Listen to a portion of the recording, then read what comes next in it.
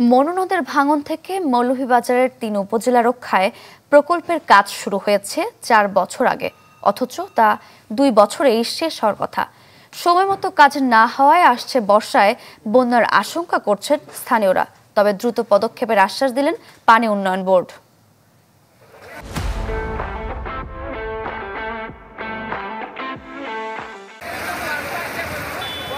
মৌলভীবাজারের মানুষের দুঃখ যেন মনু নদ। বর্ষা মৌসুমে এর পানিতে দুর্দশা নেমে আসে দুই পাড়ের বাসিন্দাদের, বাদ যায় না শহরও। এই সমস্যা সমাধানে মনু নদকে ঘিরে প্রায় ১,০০০ কোটি টাকা প্রকল্প হাতে নেয় পানি উন্নয়ন বোর্ড। মনু নদের ভাঙন থেকে কুলাউড়া, রাজনগর ও সদর রক্ষা প্রকল্পের কাজ ২০২১ সালে শুরু হয়, যা ২০২৩ সালের জুনে শেষ হওয়ার কথা।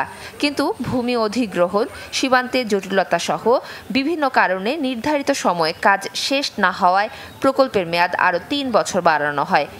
নদী খনন না হওয়ার কারণে আমরা বিভিন্ন সমস্যায়, বাড়িঘর ডুবিয়া লান্তান হয়ে যে আমরা বিভিন্ন সমস্যায় থাকি। আমরা গরিব মানুষ, আমরা কোনোবা যাওয়ার কোনো আশ্রয় নাই। আমরা মনে করি এই সুযোগে যদি এই কাজগুলো করা না হয় এবং প্রতি বছর যদি লঙ্ঘন করা হয়, তাহলে আমাদের এই বন্যার থেকে আমরা কখনোই মুক্তি পাবো না, এবং সরকারের যে এই এত পরিমাণ টাকা তার একটা হিসাব, সেটি হিসাবও কখনো মিলবে না।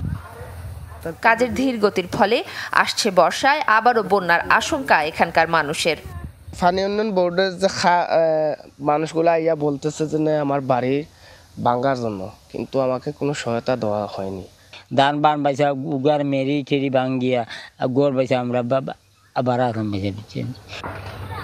নিজেদের সীমাবদ্ধতার কথা স্বীকার করে নদের ঝুঁকিপূর্ণ স্থান দ্রুত মেরামতের আশ্বাস দিলেন পানি উন্নয়ন বোর্ডের কর্মকর্তা।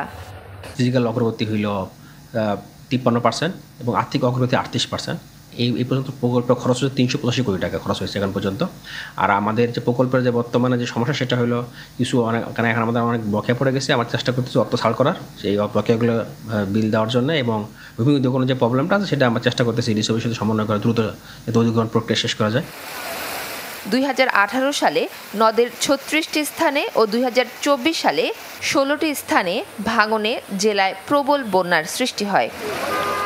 Desk report, channel 24।